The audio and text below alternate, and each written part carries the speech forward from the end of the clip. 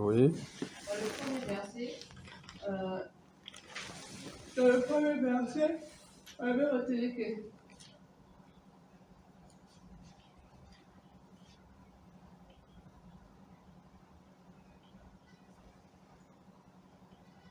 que les gens...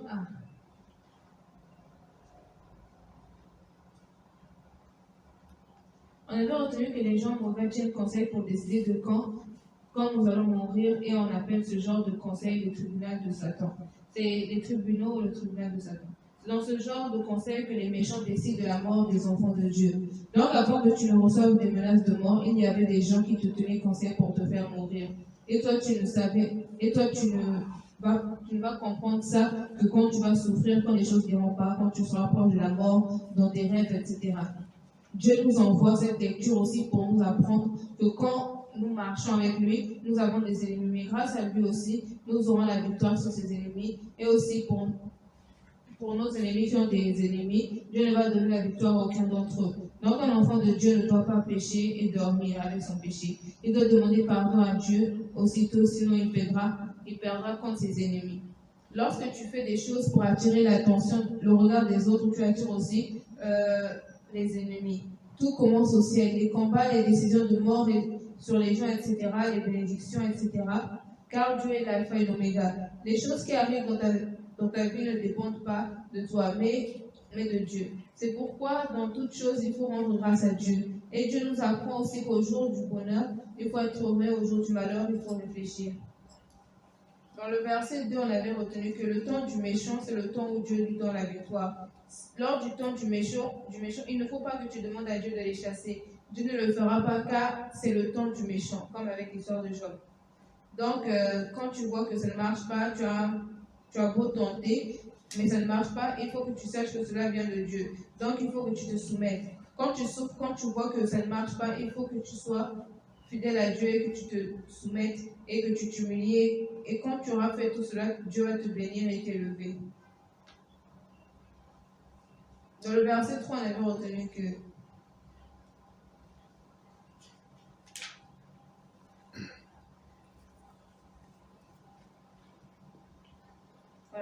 on avait retenu que celui qui te fait du mal ne viendra pas de loin. Celui qui va te livrer, parler mal de toi, etc., ne viendra pas de loin. Le malin est un esprit, donc il rentre dans les personnes, et les mauvaises personnes sont des personnes où ce sorcier est rentré. Ce sorcier a le pouvoir d'arracher à quelqu'un son esprit, de l'emprisonner. Il a le pouvoir de dominer sur l'esprit des hommes. C'est pourquoi il faut demander au Saint-Esprit le discernement. Il faut aussi rester et lire la parole de Dieu. Et si quelqu'un contredit la parole de Dieu que tu as dit, cette personne est possédée par le malin. Il faut savoir que les ennemis rentrent dans les corps par la parole, mais pas par la parole de Dieu. Donc nous, les enfants de Dieu, ne devrons pas quitter notre corps et quitter notre corps pour aller rentrer dans les corps des autres personnes. Dès qu'on connaît la vérité, nous avons la victoire. Et la vérité est la parole de Dieu. Lorsque tu reconnais que tu as mal agi avec Dieu, tu dois demander pardon aussitôt et non se repentir en retard, car si tu te repens en retard, tu ne seras pas sauvé. Dans le verset 4, on avait retenu qu'il ne faut pas chercher l'argent facilement. Dieu nous a dit qu'il faut que nous mangeons à la sueur de notre front. Il ne faut pas manger, avoir de l'argent en sacrifiant des gens.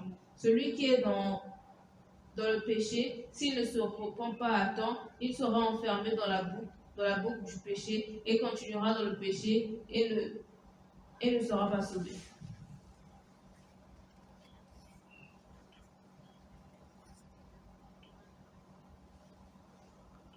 Voilà. Dans le verset 5, on avait retenu qu'il ne faut pas... J'ai déjà dit qu'il ne faut pas chercher l'argent facilement, non? Oui, déjà. Non, c'est le verset 6.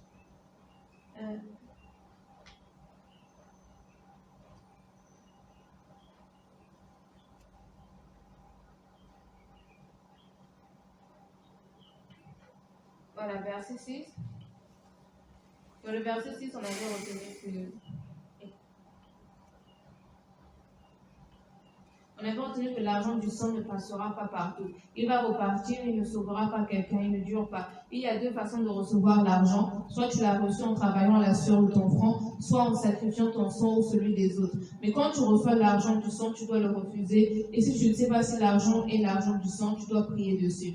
Il y a des situations où quand tu rentres, tu ne peux plus sortir. C'est pourquoi il faut prendre la bonne décision au début. Quand tu as des mauvaises idées, tu peux les rejeter dès qu'elles arrivent. Car elles sont le commencement des mauvaises situations. Et pour avoir la victoire dans les pensées, il faut méditer la parole de Dieu souvent, car elle est esprit, vérité et vie. Et dans le combat spirituel, il y a 3 étapes: la pensée, la parole de Dieu et la victoire ou l'échec. Donc il faut gagner dès la pensée parce que c'est la première étape. Et enfin, dans le verset 7, on a retenu que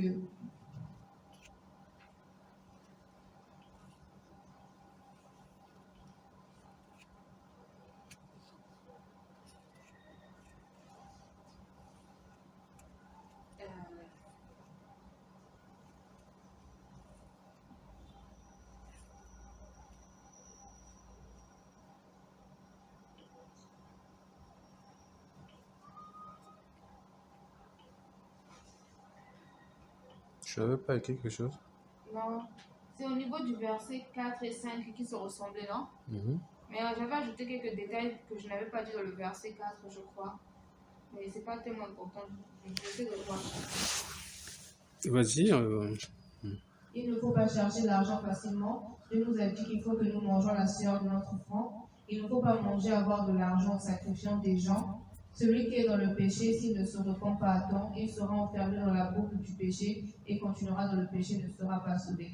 Ah, c'était juste une petite suite. Donc, il ne faut pas avoir le succès en sacrifiant les autres. C'était juste la petite partie là qui s'était ajoutée, non? C'était ajouté, oui.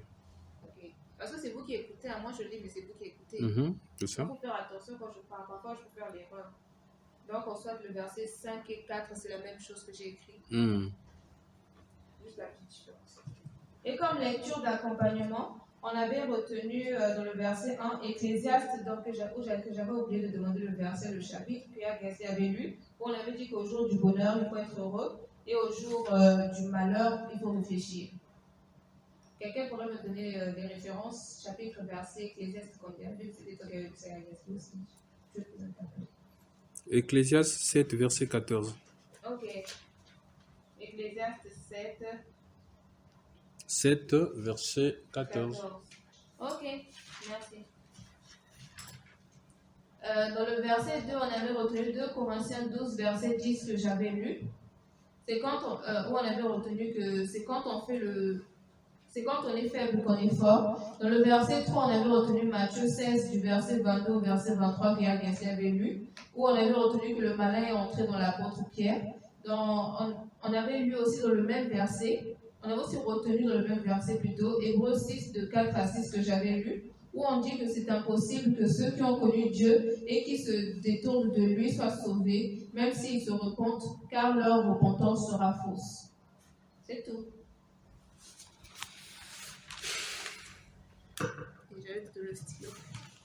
Merci pour le rappel. Donc, nous commençons le message de ce dimanche. Gensley, tu relis le premier verset.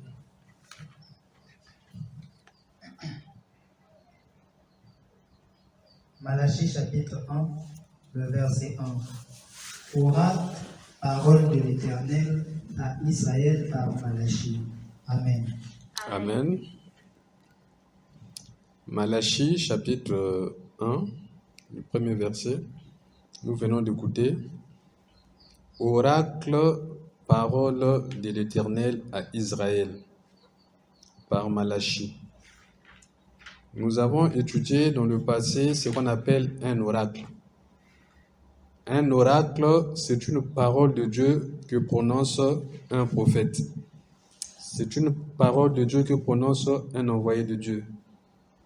C'est une décision de Dieu, c'est une résolution de Dieu que prononce un envoyé de Dieu au peuple. On appelle ça oracle. Donc, parole de l'Éternel, décision de l'Éternel sur Israël par Malachie. Malachie, c'est un prophète.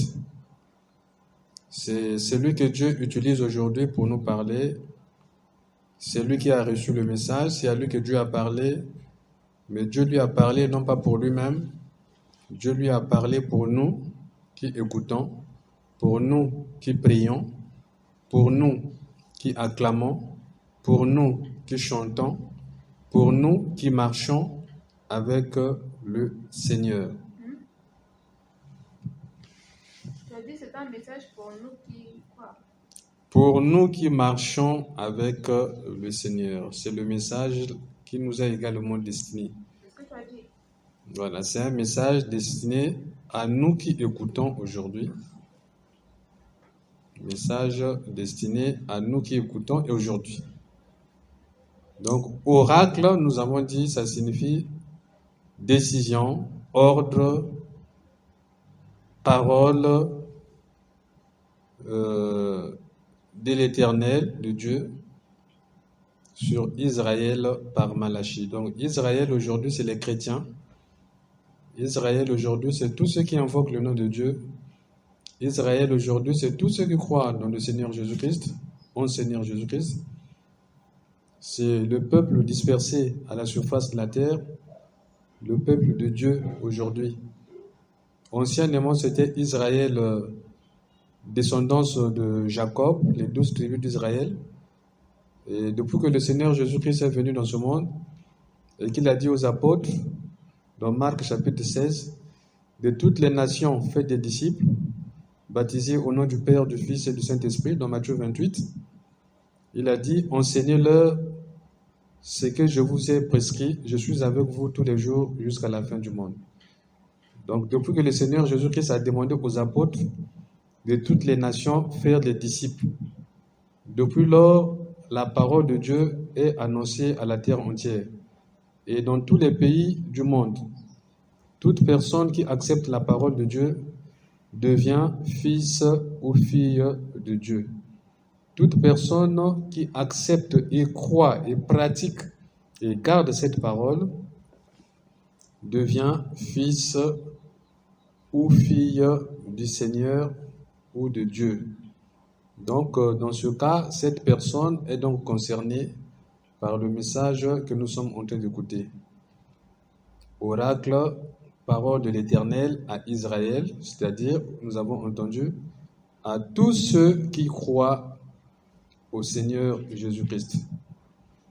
Donc, il s'agit de la source du message. C'est un message qui vient de Dieu. Ce n'est pas un homme qui est en train de parler, mais c'est Dieu qui nous parle. C'est Dieu qui nous parle à travers un homme. La Bible dit dans le livre de Job, Dieu parle tantôt d'une manière, tantôt d'une, et l'homme ne fait pas attention. Il parle tantôt d'une manière, tantôt d'une autre. Il parle à travers les songes, les rêves, les visions. Mais Dieu parle aussi à travers son esprit. Il parle à travers une personne, tel que dans le cas ici. Et Dieu utilise qui il veut pour donner le message. Il utilise qui il veut. Et la personne choisie ici, dans le cas ici, c'est Malachi.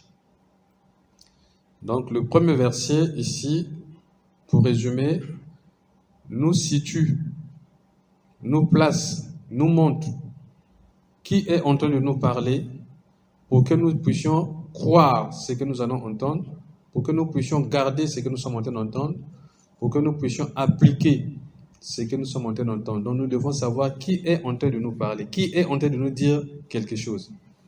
Lorsque nous connaissons la personne qui nous parle, alors nous allons nous comporter par rapport à la personne qui nous parle.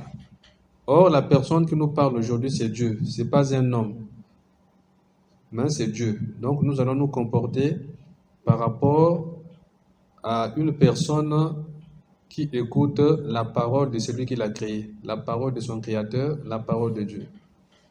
On va donc aller au verset 2, puisque le verset 1 nous montre la source, l'origine du message. Donc on va passer au verset 2. Pardon, je sais qu'on avait dit qu'on va faire 1h30, non? Je n'ai pas bien suivi une partie. Tu as dit que tous ceux qui croient, non, tous ceux qui acceptent la parole. Voilà. Tous ceux qui acceptent la parole de Dieu sont des fils de Dieu. Quand tu parles de Dieu, tous ceux qui pratiquent, acceptent et croient la parole de Dieu sont appelés encore fils de Dieu. Donc tu as dit les mêmes choses pour les deux cas ou bien il y a une différence? La Bible dit que dans Jean chapitre 1, verset 14, on dit la parole est venue chez les siens.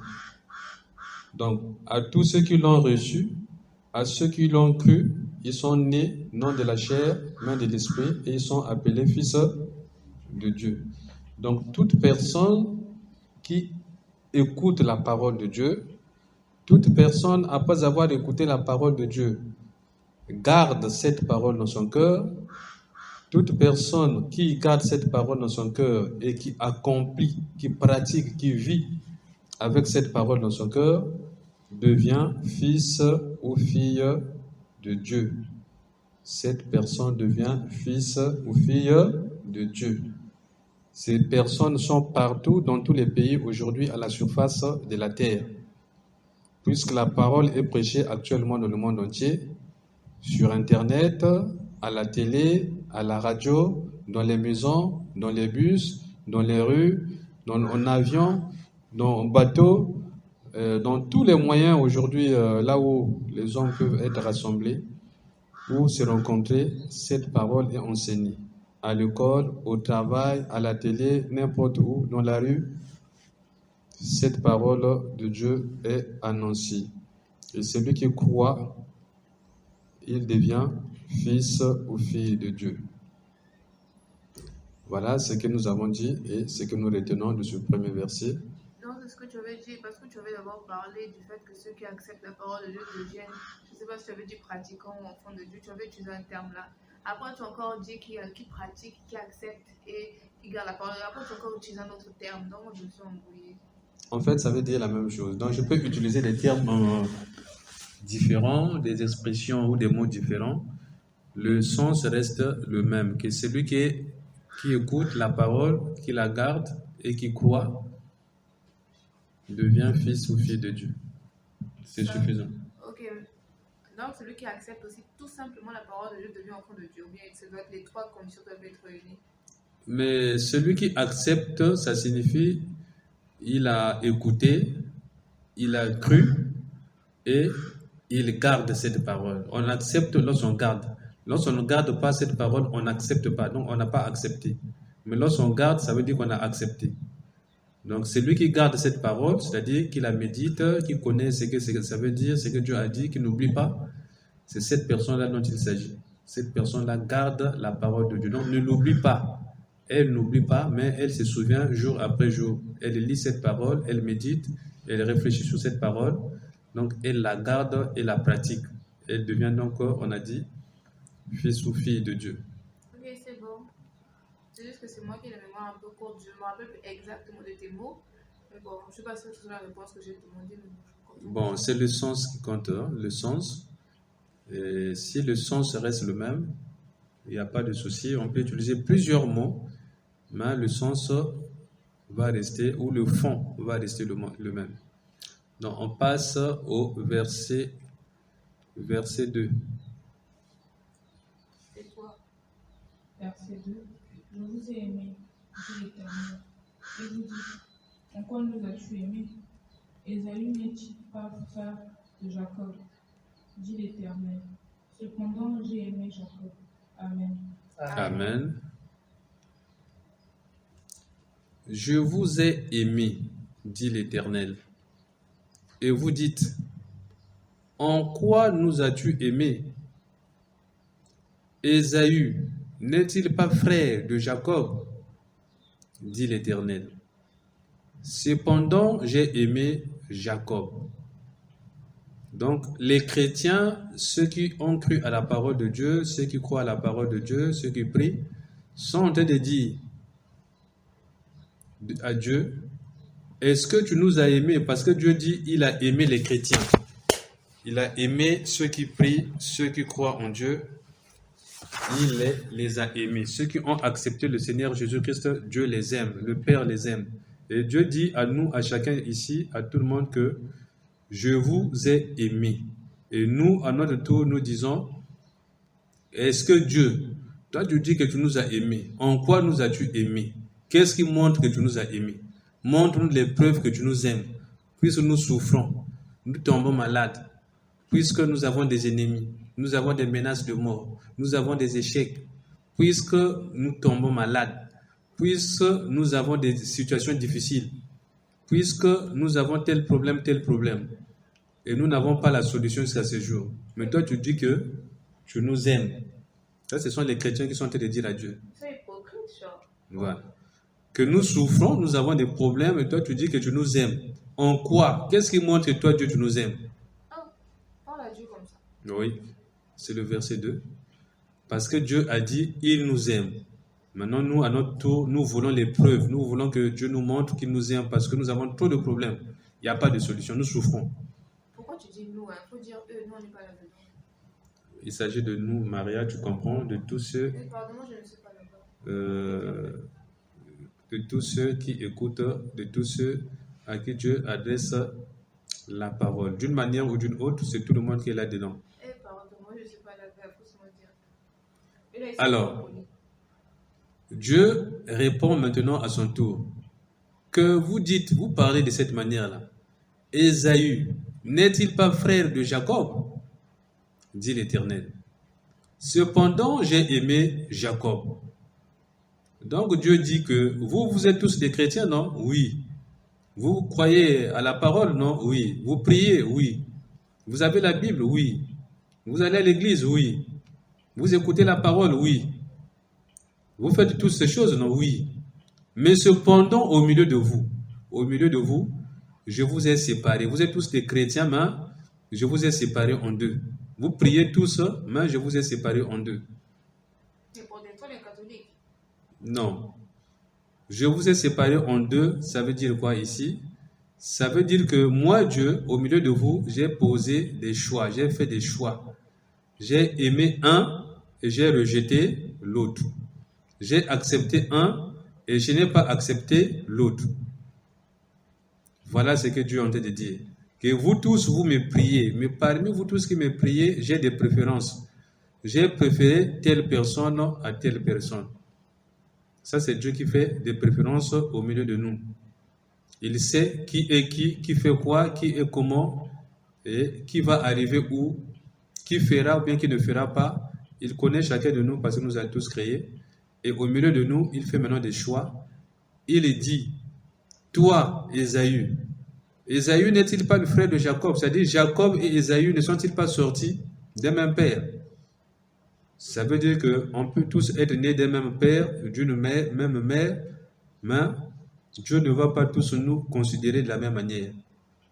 On est des frères, des sœurs, de même père, de même mère, mais nous tous, nous ne serons pas vus de la même manière devant Dieu.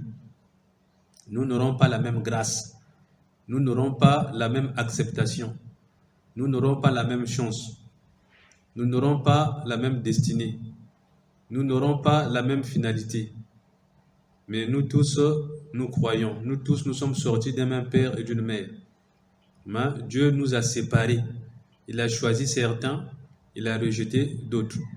Il a accepté Jacob, il a rejeté Ésaü. Mais Ésaü que Dieu rejette, Ésaü qu'a-t-il fait pour que Dieu puisse le rejeter? Ils sont frères les deux, grand frère et petit frère. Mais Dieu dit que je rejette le grand frère, j'accepte le petit frère. Ah, il accepte le petit frère, il rejette le grand frère. Le grand frère que Dieu rejette, dans le verset 2 ici, Ésaü n'est-il pas frère de Jacob? Dit l'Éternel, cependant j'ai aimé Jacob. S'il a aimé Jacob, ça veut dire qu'il n'a pas aimé Ésaü. Alors, ça c'est des situations qui font naître la jalousie, qui font naître la colère, la haine, qui font naître la rancune, qui font naître l'adversité. Pourquoi? Parce que tu vas constater que l'autre, Dieu lui donne plus. L'un, tu vas constater que Dieu ne lui donne pas plus. Tu vas constater que Dieu soutient l'un, mais il ne soutient pas l'autre. Ça, c'est Dieu qui fait des choses. Nous avons déjà lu Ésaïe 45, du verset 6 au verset 7, là où Dieu disait quoi? Que je forme la lumière et je crée les ténèbres. Je blesse et je guéris. Moi, l'Éternel Dieu, je fais toutes ces choses. Donc, quand tu as vu ton frère réussir ou ta soeur réussir dans une affaire, dans quelque chose, c'est une grâce que Dieu lui a faite. Il ne faut pas que Dieu puisse chercher des problèmes à quelqu'un. Que pourquoi lui, on lui a donné et moi, on ne m'a pas donné. Pourquoi moi, on m'a donné, mais lui, on ne lui a pas donné. Pourquoi moi, j'ai reçu, lui, il n'a pas reçu. Pourquoi elle a reçu et moi, je n'ai pas reçu. Donc, devant Dieu, en réalité, nous ne sommes pas tous égaux. C'est ça le problème. Nous ne sommes pas tous égaux devant Dieu. Nous ne sommes pas à égal. Devant Dieu, nous ne sommes pas égal à égal. Donc, il ne faut pas chercher que non, comme Dieu a donné 10 à X, moi, Y, je dois aussi recevoir 10. Quand Dieu a donné 20 à Z, moi, U, ou bien je ne sais pas qui, je dois aussi avoir 20. Non. La parole de Dieu dans le verset 2 nous dit que nous devons accepter les différences. Nous devons accepter les moments où nous n'avons pas, où les autres ont. Nous ne devons pas être jaloux. Nous devons accepter aussi les moments où nous avons que les autres aussi n'ont pas. Nous avons eu, mais les autres n'ont pas eu. Nous avons le courant, les autres n'ont pas le courant. Nous avons l'eau, les autres n'ont pas l'eau. Nous avons la nourriture, les autres n'ont pas la nourriture. Nous avons les vêtements, les autres n'en ont pas. C'est pas de nous, c'est pas de notre faute, mais c'est Dieu qui fait les choses. Nous avons l'argent, les autres n'ont pas l'argent. Nous avons ceci, les autres n'ont pas. Maintenant, celui qui viendra combattre, celui qui a la faveur de Dieu, s'attaque directement à Dieu. Celui qui va combattre la personne qui a la faveur de Dieu, combat directement Dieu. Nous sommes en train de voir ici que Jacob est choisi par Dieu. Il a rejeté Ésaü. Maintenant, toute personne qui va chercher à combattre Jacob, parce que Jacob, ça va marcher pour lui, il aura la chance, il aura ceci, il aura cela, il aura le succès, il va réussir. Cette personne aura affaire à Dieu. C'est pourquoi on n'attaque pas pour attaquer, on n'injurie pas pour injurer, on n'insulte pas pour insulter, on ne fait pas mal à une personne dont on ne connaît pas la position. On ne sait pas, est-ce que cette personne n'a pas la faveur de Dieu? Effectivement, toute personne qui réussit a la faveur de Dieu. Toute personne qui réussit a la faveur de Dieu. Et toute personne qui ne réussit pas aussi n'a donc pas la faveur de Dieu. Toute personne qui échoue n'a pas la faveur de Dieu. Parce que la faveur de Dieu, c'est ça qui crée la différence, c'est ça qui fait réussir, c'est ça qui donne le succès, c'est ça qui fait les miracles, c'est ça qui accomplit toutes choses. Lorsqu'on a cette faveur de Dieu, c'est pourquoi lorsque nous prions tout le temps, nous disons Dieu, lève un regard favorable sur.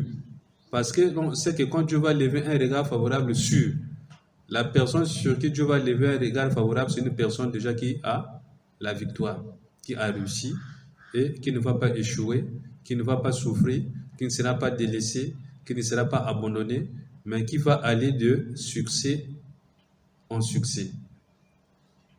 Ou de succès à succès, de succès en succès. Donc le verset 2 ici nous rappelle tout simplement ces différences, que il ne faut pas dire que non, c'est mon grand frère, c'est ma petite sœur, maintenant nous sommes nés de même père, que nous avons droit aux mêmes choses, ou bien que Dieu nous aime pareillement. Non. Dieu n'aime pas tout le monde pareillement. Il y en a qu'il aime plus que les autres. Il y en a à qui il donne plus que les autres. Le verset 2 ici, Dieu est en train de dire, il a aimé Ésaü. Il a aimé Ésaü. Donc, ils sont deux. Ésaü, le grand frère, Jacob, les petits frères. Maintenant, Dieu dit, moi, pas les deux, pas le grand frère et le petit frère, mais seulement le petit frère. Je choisis pour moi le petit frère.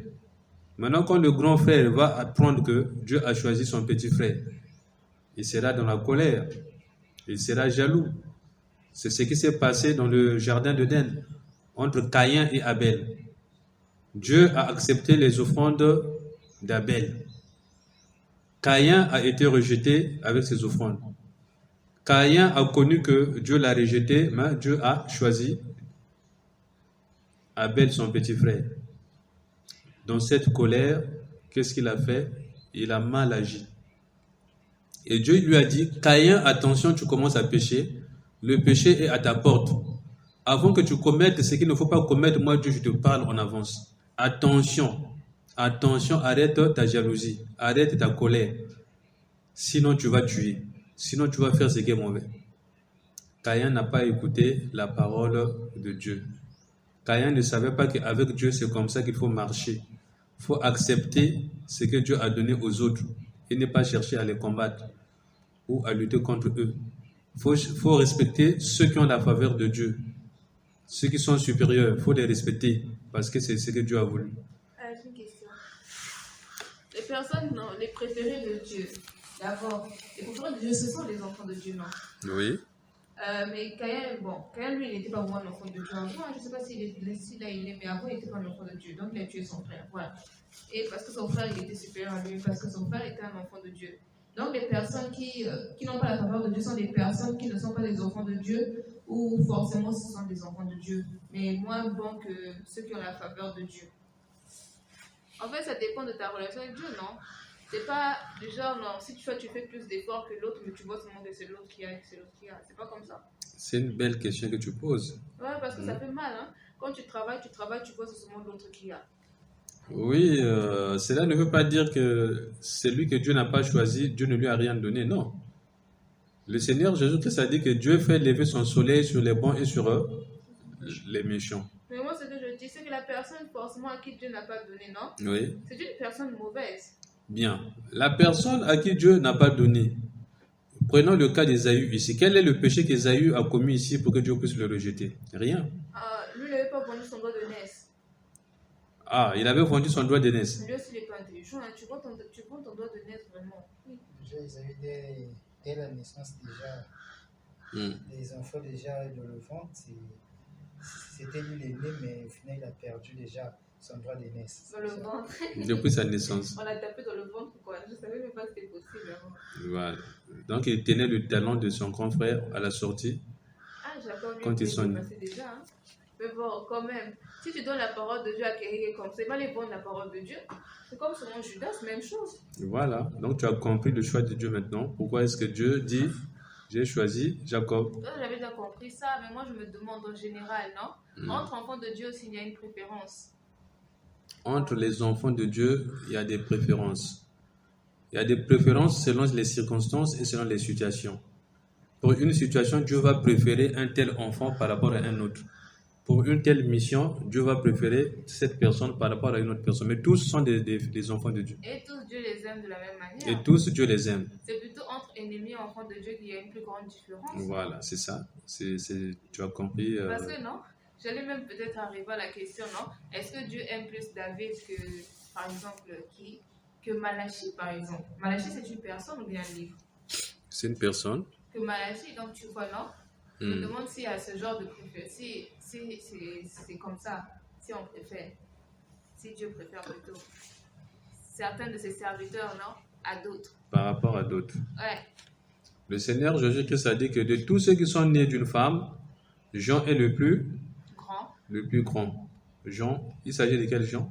Jean le Baptiste. Jean le Baptiste est le plus grand. Donc ça signifie qu'aux yeux de Dieu, Jean a reçu plus de faveur que tous les autres fils ou filles de Dieu. Il a été élevé au-dessus des fils et des filles de Dieu. Donc au milieu des fils et des filles de Dieu, Dieu a des préférences et il prend les autres au-dessus des autres. Il met les autres au-dessus des autres. Donc même parmi les fils de Dieu, on n'est pas tous égaux. Il y a toujours quelqu'un que Dieu va préférer un peu plus par rapport à l'autre. C'est par rapport à quoi? À ce que nous faisons?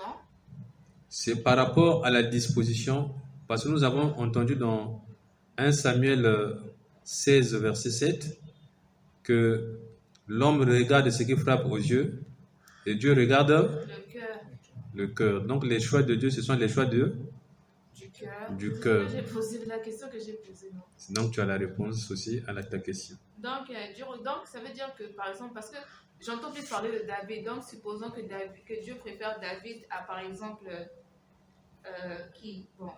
Osée. Osée, c'est une personne, non? C'est un prophète. À Osée, parce que je n'entends pas beaucoup parler de Osée, donc je suppose qu'il y a quand même une différence entre les deux, tu vois, non? Supposons. Donc, ça veut dire que Dieu aime plus David que Osée. Parce que je sais que David, C'est l'un des préférés vraiment haut de Dieu. C'est le roi selon le cœur de Dieu. Donc c'est pour ça que je prends l'exemple de David. En plus, c'est le plus facile, c'est celui qui me vient le plus en tête. David, nous avons étudié, il n'était pas seulement le roi, mais il était aussi un prophète. Il était aussi un soldat, un guerrier. Il était aussi un général d'armée, un chef d'armée. Donc il avait plusieurs titres. Mais Dieu dit très bien que parmi les rois, il a préféré qui? David. Le roi David. Maintenant, parmi les prophètes, est-ce que Dieu a dit que parmi les prophètes, il a préféré David? Non, c'était Jean le Baptiste, non? Parmi les prophètes, Dieu a préféré Jean le Baptiste, non? Jean le Baptiste. Attends, Jean le De tous ceux qui sont nés d'un homme, c'est lui le plus grand. C'est Jean le Baptiste. Mais bien sûr. Moi, je me dis aussi que attends, moi, je me demande pourquoi c'est pas Jean? Jean le Baptiste. Jean le Baptiste, Dieu le Seigneur dit de tous ceux qui sont nés d'un homme. C'est par rapport à la prophétie, c'est par rapport à quoi? Mais c'est par rapport à la prophétie parce qu'il a connu le temps.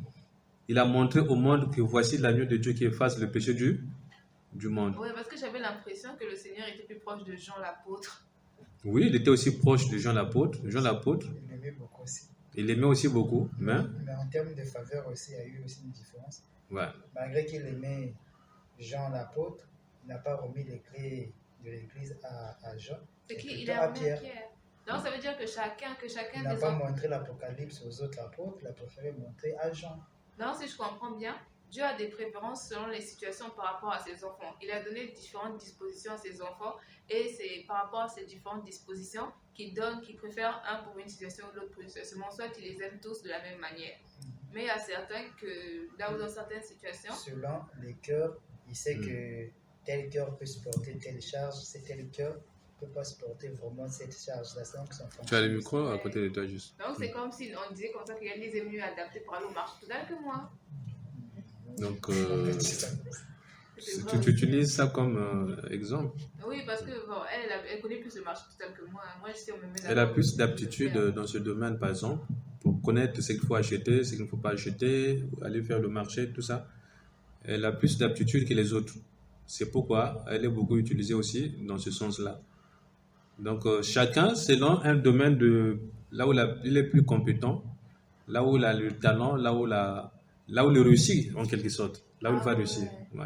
Parce que je me rappelle une fois quand on avait étudié là où Marie de Magdala et les autres femmes, ou l'autre femme, parce que ça dépend des versions, si je ne me trompe pas. Voilà, il y avait Paul et l'apôtre Jean, non, qui couraient vers le sépulcre. Mais malgré que Pierre soit le chef de l'église, c'est Pierre le chef de l'église, non? Oui. C'est Jean qui l'a dépassé, c'est des gens qui couraient avec lui, parce que je ne sais pas. C'est Jean. Jean l'a dépassé. Donc ça veut dire que malgré que Pierre soit chef, on l'a dépassé dans sa domaine. Dans la course. Mais maintenant, en ce qui concerne pour aller ouvrir, rentrer, Jean arrivé le premier a attendu maintenant l'apôtre Pierre qui devait rentrer en premier. Parce que c'est lui le chef. Voilà. Parce que c'était lui le mieux adapté pour la situation. Voilà. Donc, je comprends. C'est juste que moi, ça me faisait mal quand j'entendais d'abord, non? Que Dieu a des préférences. Donc moi, je me suis dit, donc tu as beau travailler dur, il y aura toujours...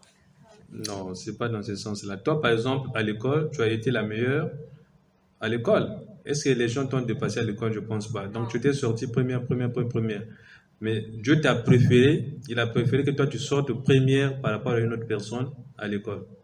Est-ce que tu comprends? Dieu a encore préféré ça pour les sessions. Voilà. Donc, ça, c'est des choses que Dieu a mis, les talents que Dieu a mis à chacun, des choses qu'il a données à chacun. C'est-à-dire, chacun est maître dans le domaine que Dieu lui a donné.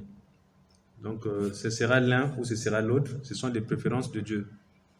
Dans le cas ici, donc il a préféré Jacob. Pourquoi Jacob? Mais parce que Jacob garde mieux la parole de Dieu. Jacob, c'est comme Abel. Donc, écoute ce que Dieu dit, garde la parole de Dieu. Donc, Dieu préfère cette personne en ce qui concerne sa parole. Maintenant, en ce qui concerne le banditisme, aller voler, aller tuer, aller mentir, Dieu va préférer qui? Il va préférer envoyer qui? Satan. Hein? Satan, c'est un serviteur de Dieu. Ah, lui? Oui, Satan, c'est un serviteur de Dieu. Donc, Dieu l'utilise, par exemple, pour aller faire quoi? Aller faire souffrir Job. Est-ce que Dieu allait envoyer l'archange Michael pour aller faire souffrir Job? Non. Voilà. Donc, là aussi, il a préféré que ça soit Satan. Parce que Satan a ses dispositions dans son cœur. C'est son cœur qui est comme ça. Quand tu dis disposition, c'est même trop bien pour lui. Hein. Il faut dire c'est malédiction, c'est mieux. Quand tu dis disposition, c'est trop gentil même. Voilà. Là, ça sort, c'est pardon. Oh. Donc Dieu utilise les sorciers, les magiciens, les marabouts, les féticheurs. Toute personne que vous connaissez qui est mauvaise personne, Dieu les utilise aussi également. Mais sauf que ces personnes parfois ne savent pas que Dieu les utilise et ne donnent pas gloire à Dieu. Donc Dieu utilise tout le monde.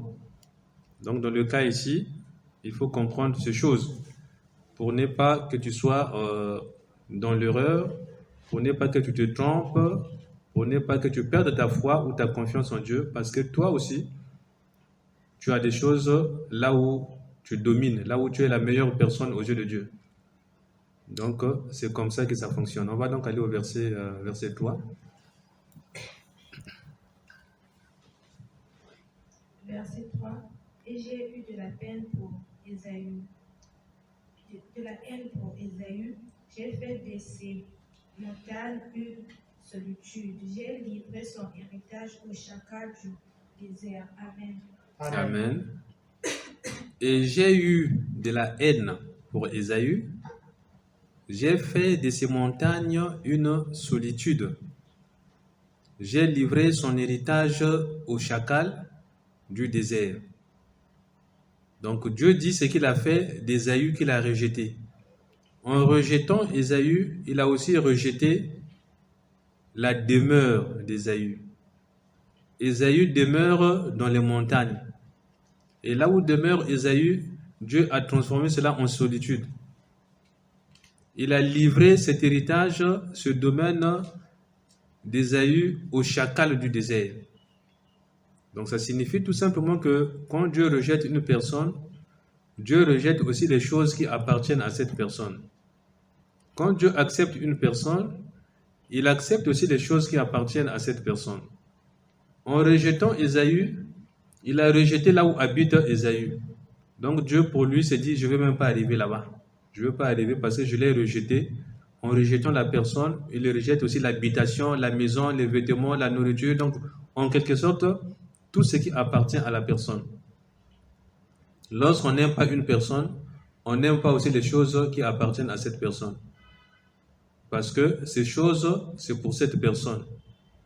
La parole, c'est pour cette personne. Les biens, c'est pour cette personne. Quand vous n'aimez pas une personne, ne prenez pas ses biens, ne prenez pas ses choses.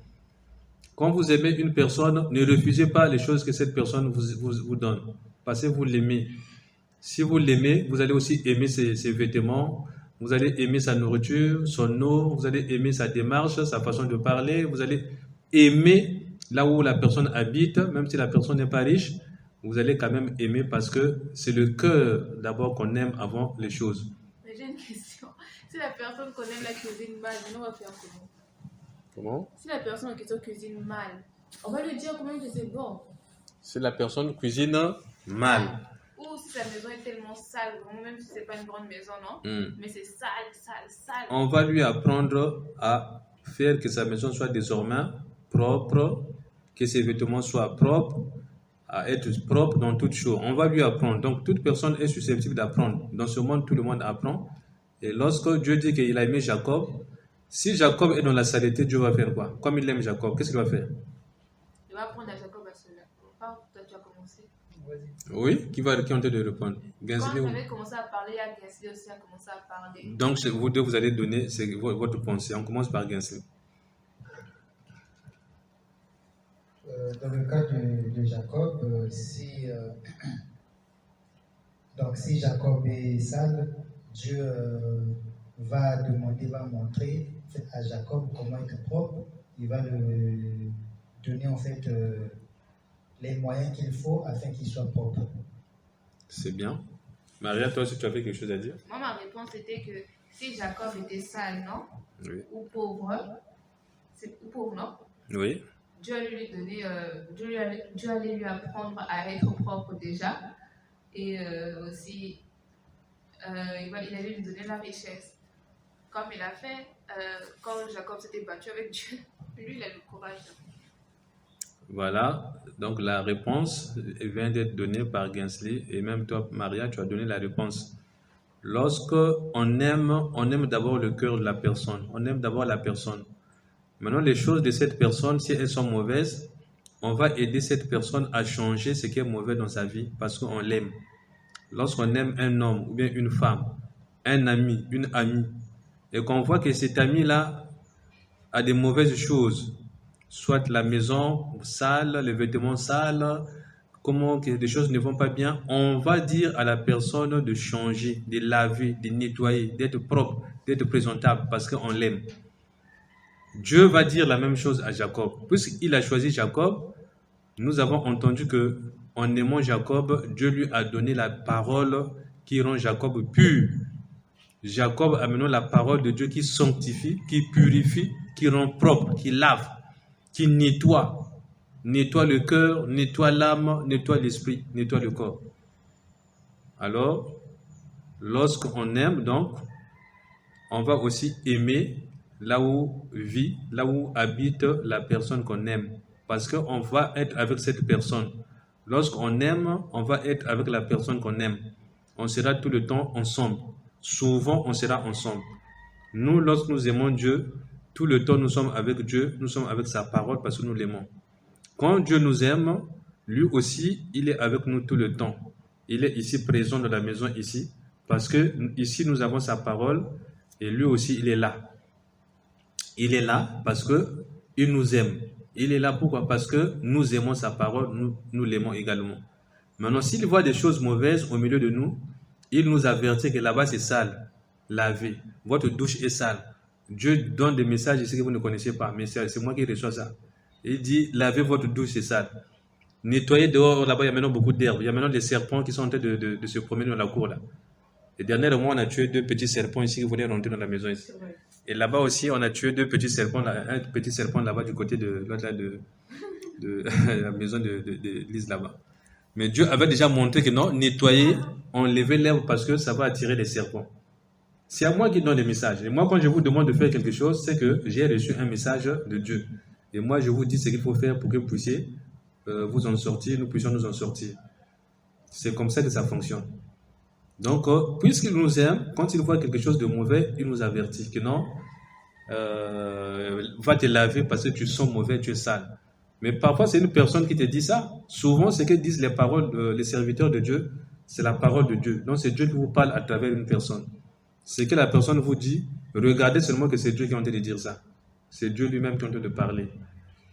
Donc, c'est ce qui se passe dans le verset 3 ici. Que Dieu, il a eu de la haine pour Ésaü. J'ai fait de ces montagnes une solitude. Donc nous savons très bien qu'il y a des endroits là où c'est mauvais. Quand tu vois, tu dis que ici je ne peux même pas aller parce que c'est mauvais. Là-bas c'est pas bon.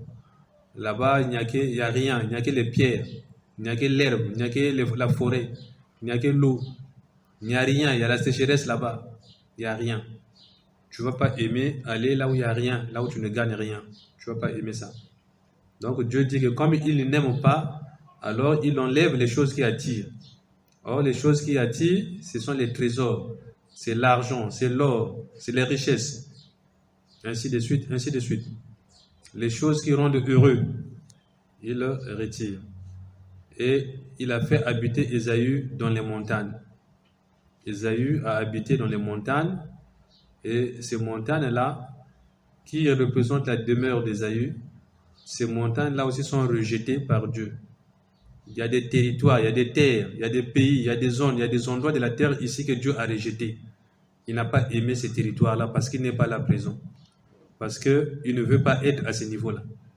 Maintenant, toi, si tu vas là où Dieu ne veut pas être, sur une terre, sur un territoire, là où Dieu ne veut pas être, ça veut dire quand tu vas prier, tes prières ne vont pas être exaucées. Tu ne seras pas écouté. Tu ne vas pas prospérer. Tu n'auras pas la main de Dieu. Tu n'auras pas le secours de Dieu. Ça ne va pas aller. Parce que tu veux te tourner vers Dieu, mais tu es dans un lieu que Dieu a rejeté. Nous, par exemple, lorsque nous étions à Mukunjuwaka pour venir ici dans cette parcelle, Dieu nous avait déjà montré que après ici, voilà là où vous allez partir habiter. Donc ici où nous sommes aujourd'hui, Dieu l'avait préparé depuis que nous étions à Mukunjuwaka là-bas, en train de louer là-bas dans la parcelle là-bas. Il nous avait montré que vous allez quitter ici, voilà là où vous allez partir. Donc ici aussi, Dieu nous montre que là-bas aussi je vous ai donné, là-bas aussi je vous ai donné. Donc il y a des places que Dieu nous a données. ce sont des endroits là où nous aurons l'habitude de nous trouver et de prier parce que ce sont des endroits que Dieu a acceptés, qu'il a aimés.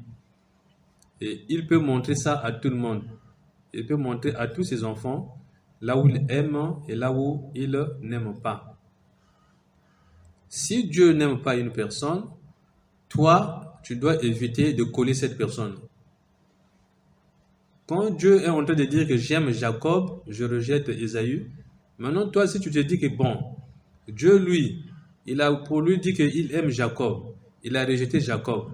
Maintenant, moi, je vais faire le contraire, je vais aimer Ésaü, moi, je vais m'attacher à Ésaü que Dieu a rejeté. Je veux être l'ami proche, je veux être le conseiller, ou bien je vais écouter les conseils de celui que Dieu a rejeté. Ça signifie quoi? Mais ça signifie que tu t'opposes à la volonté de Dieu. En quelque sorte, tu deviens un fou aux yeux de Dieu et tu ne vas pas réussir sur ce chemin. Donc voilà ce que nous retenons de ce verset 3. On va aller au verset 4, il est 17h15. Dans les 15 minutes. C'est le verset 3. Nous étions encore au verset 3. Donc on va lire le verset 4 et le verset 5, les deux versets. C'est moi le verset 4, non? Oui.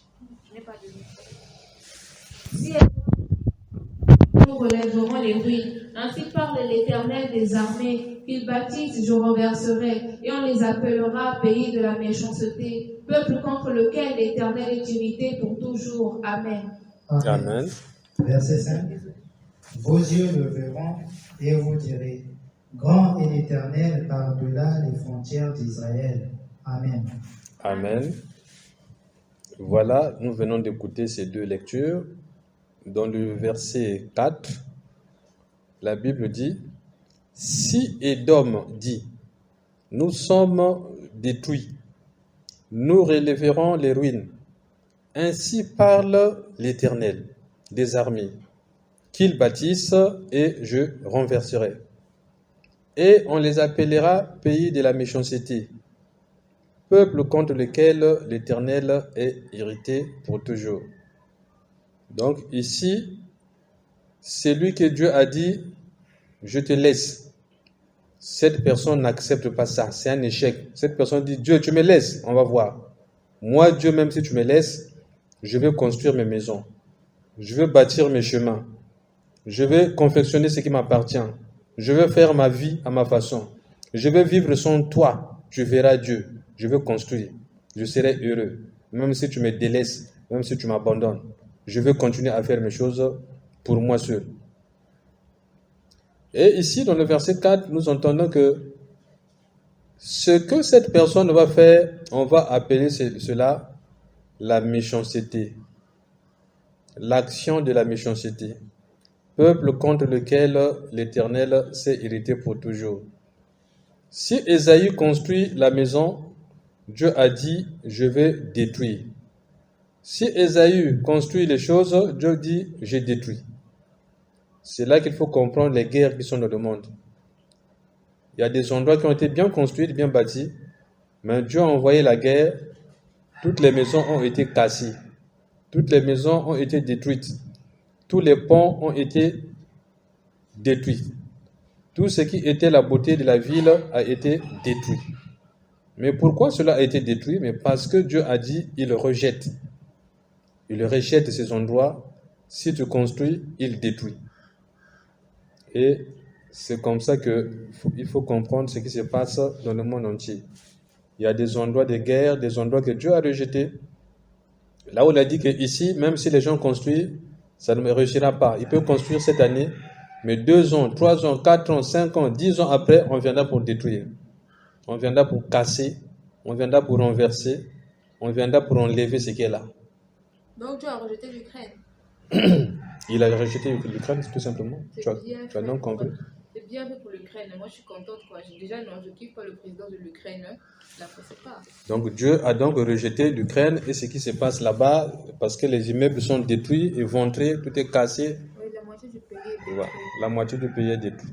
Alors que quand tu vas en Russie, la moitié du pays n'est pas détruite. Même pas la moitié, c'est seulement un petit quart qui est détruit. Même pas le quart. Donc la Russie est encore là intacte. Et c'est Dieu qui est en train de faire les choses de cette manière. Après, les gens veulent incriminer Poutine, mais Poutine, lui, il a la grâce de Dieu. Hein. Donc, Ce sont les choix de Dieu. C'est ce que Dieu a décidé. Maintenant, si vous comprenez, vous allez vous mettre du côté de Dieu. Si vous ne comprenez pas, vous allez vous opposer à Dieu et vous allez perdre. moi, je suis moi du côté de Poutine depuis. Voilà. Donc, depuis le début, Dieu avait montré sa position par rapport à cette guerre. Que c'est lui qui a donné cette guerre. Et nous sommes en train d'écouter le message de ce jour pour comprendre que quand la guerre va éclater sur un territoire, c'est un signe que Dieu avait dit dans le passé que tout ce qui sera bâti à ce niveau sera détruit. Donc, la Palestine aussi, Dieu a rejeté ça. La Palestine aussi, Dieu a détruit. Mais je ne comprends pas. Israël, c'est aussi...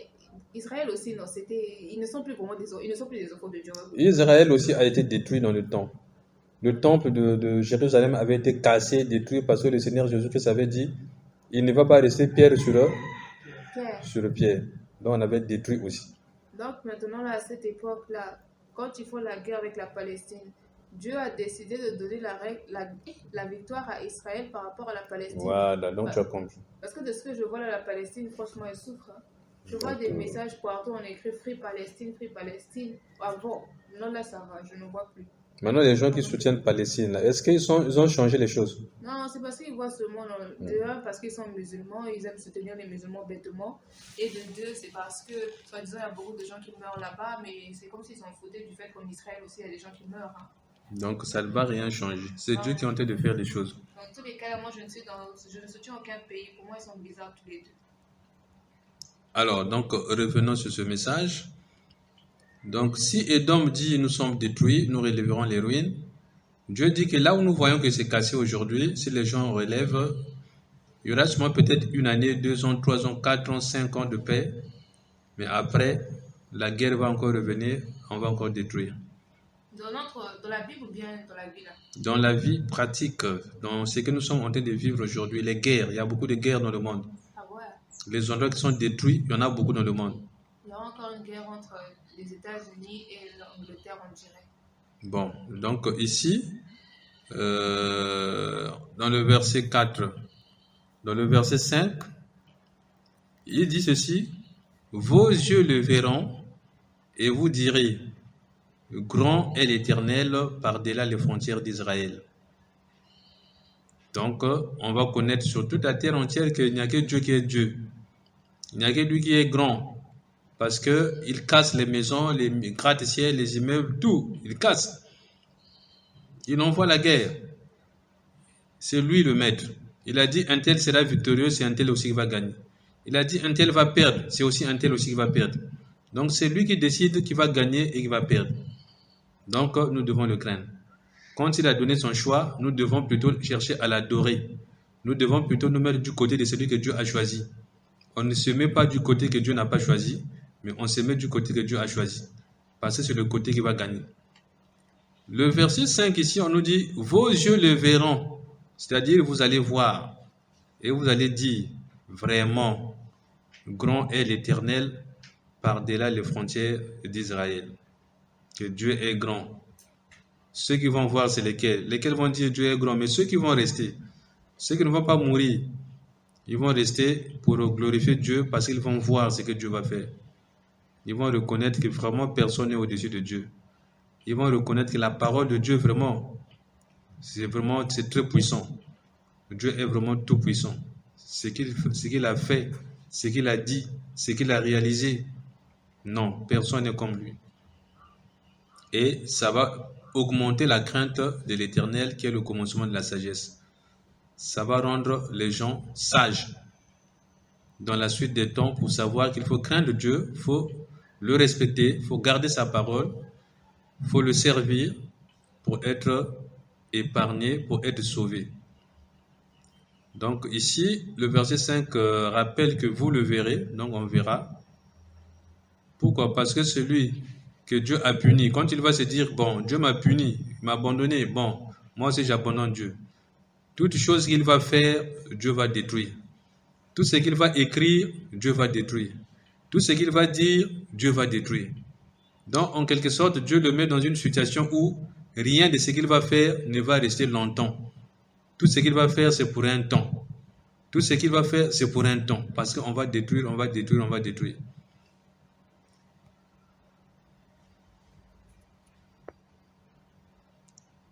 On va lire le verset 6 et le verset 7. Les deux derniers versets. Tu as dit comme ça là, qu'il faut se ranger du côté de Dieu. Et tu as aussi dit comme ça que tout le monde va voir la puissance de Dieu, non? Dans quelle situation? Dans les circonstances, parce que quand Dieu va dire que... Quand il a dit il va détruire, il va aussi détruire. Donc c'est dans ce sens-là que tu as dit que tout le monde va voir la puissance de Dieu. Parce que je n'ai pas très bien compris d'où la phrase est venue en fait. Et survient après la destruction. Puisque Dieu a dit qu'il va détruire. Après avoir détruit, ceux qui vont rester, qui vont survivre, ils verront la gloire de Dieu que Dieu a fait, que Dieu a détruit, que ce qu'il a dit, il a réalisé cela, et ils vont voir cette puissance de Dieu. D'accord, c'est aussi dans la vie de tous les jours, non? Ah oui. Mais pourquoi personne ne se rend compte, non, que l'Ukraine a tort depuis tout ce temps? Ils sont toujours là à soutenir l'Ukraine, ça commence à saouler. Hein. Parce qu'ils n'ont pas la connaissance. Alors, ils sont bêtes, hein. Oh, regardez, le président était un comédien, vous allez se souvenir qu'il a pas fait. Gensli a dit parce qu'ils n'ont pas la connaissance. Merci Agassi.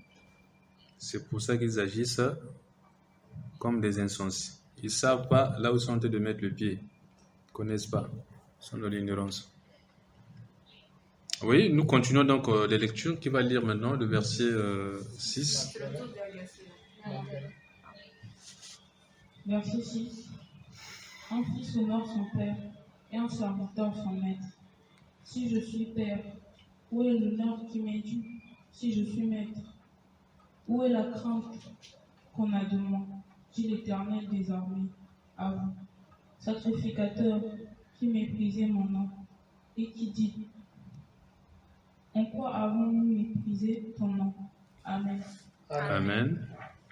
Le verset 7. Verset 7.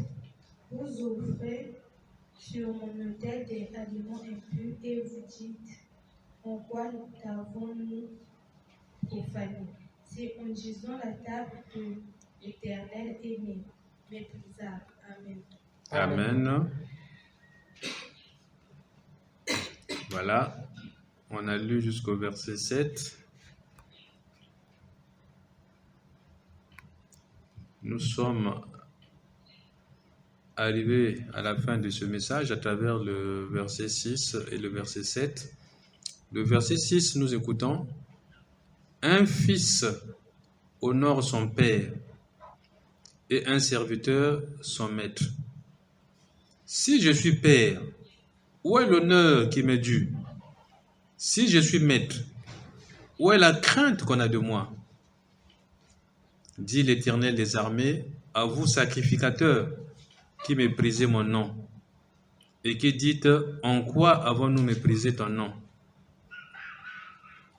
Il s'agit ici des situations que nous venons d'écouter depuis le début, là où Dieu est en train de frapper celui qui a été rejeté, celui qu'il n'a pas aimé, celui qui n'a pas choisi.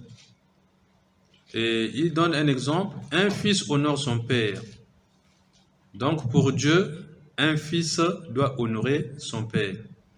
Pour Dieu, un serviteur doit honorer son maître. Et Dieu dit même qu'il est le Père. Il dit: je suis Père. Où est l'honneur qui m'est dû en tant que Dieu Père? Il pose la question, il voit qu'en tant que Père, les fils et les filles ne l'honorent pas.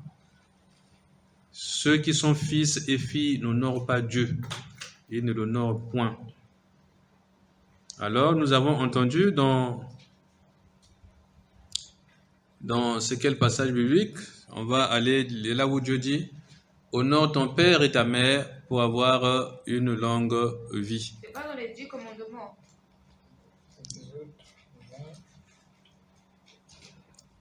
Éphésiens, nous sommes aussi dans Éphésiens, chapitre 2, au premier verset. On va regarder.